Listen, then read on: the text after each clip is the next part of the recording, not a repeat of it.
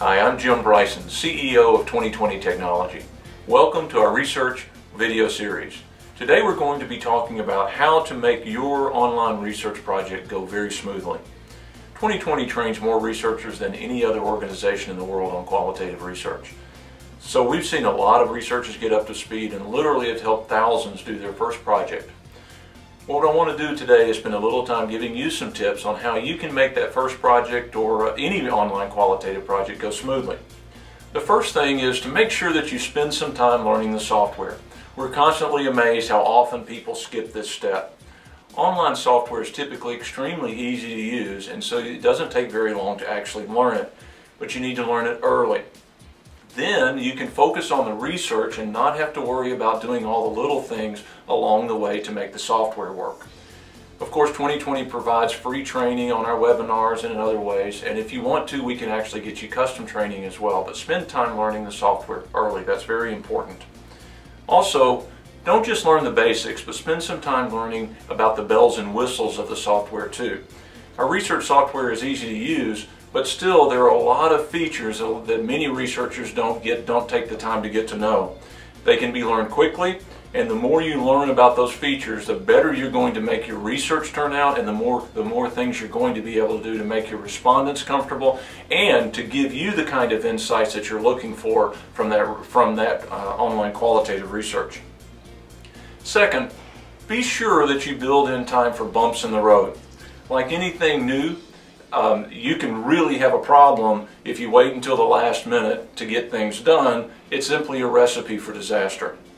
If you stay ahead of the curve, then you have time to double check your work and make sure that it is absolutely right before you go live. Of course, the 2020 technical staff is always here and ready to help guide you along the way and make sure that everything goes the way you need to. Along the same lines, engage your clients early and engage them often. Many clients do not fully appreciate the power and capabilities of online qualitative research. So get them engaged so they can appreciate your work and so they can appreciate the power and the capabilities that you bring to the qualitative research project. Next, be sure to dedicate the time necessary to engage your respondents.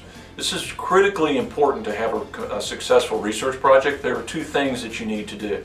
The first is to set the expectations up front clearly so that they know how they are supposed to act over the course of the research.